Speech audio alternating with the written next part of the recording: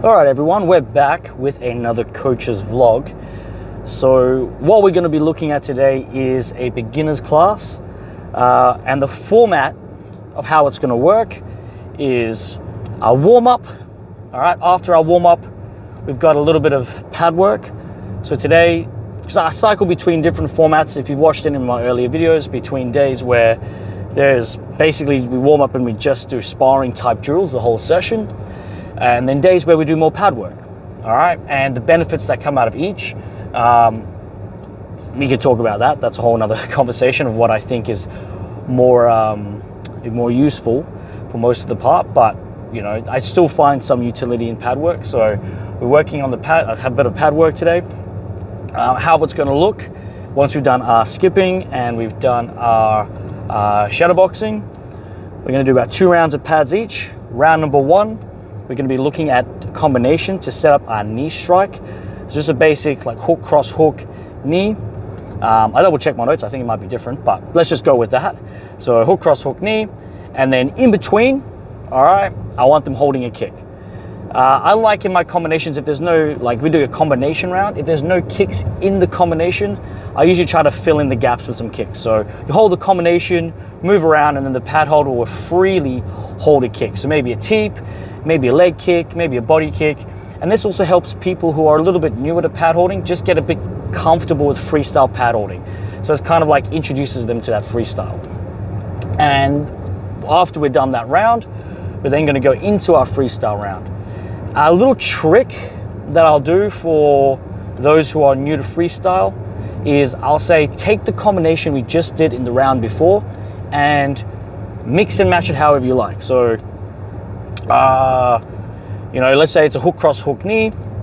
All right, take the hook, throw them individually, mix them together. Maybe go hook, knee, maybe go cross, knee, maybe go hook, cross, hook, maybe go cross, hook, cross. You can match it however you like. That way you're not thinking about all these different moves. And then as you're doing that, if anything else comes to your mind, start exploring rather than just standing there like, I don't know what to do. Most of the people there know what to do. They're pretty decent at pad holding. So once we've done our pad holding, you know, we've done those 2 rounds each. Also at the end of pad holding, there's going to be a focus on power delivery with the kicks. So we're going to do like a bit of a sequence where they do 1 power kick, then a double, then a triple. So not going too high so they can really focus on that power delivery. So 1 kick one side, 1 kick the other side. Deep breath.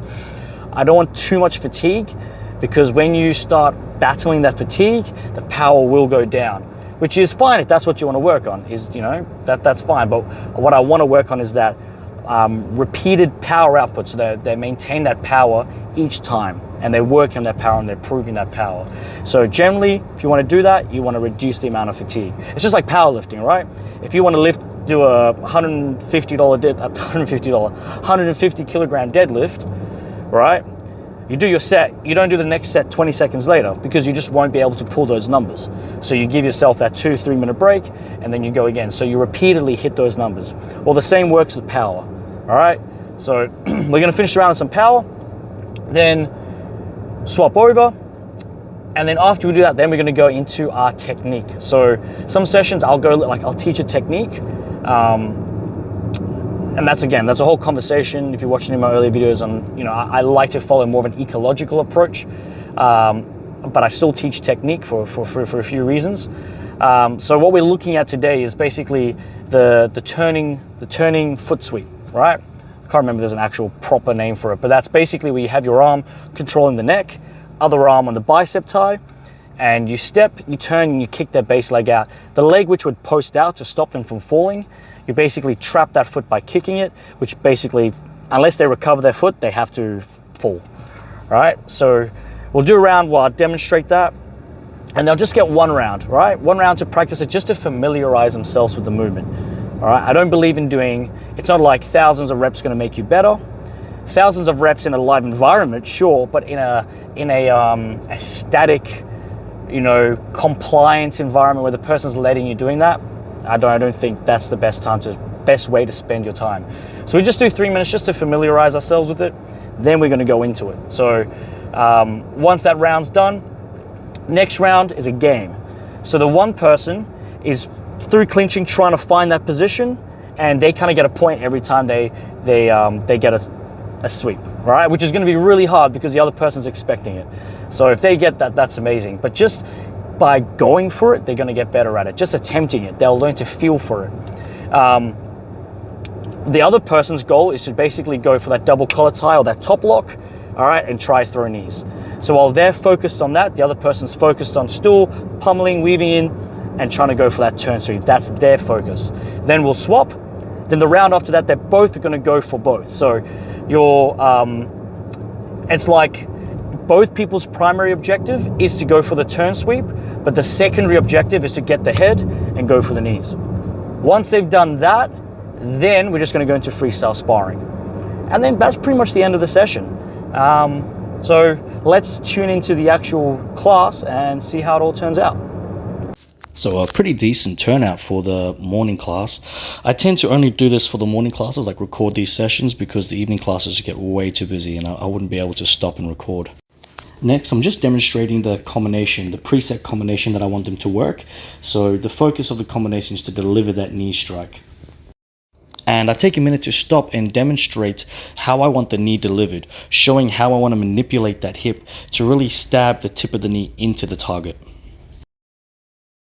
Now they're going to actually start the round working the combination.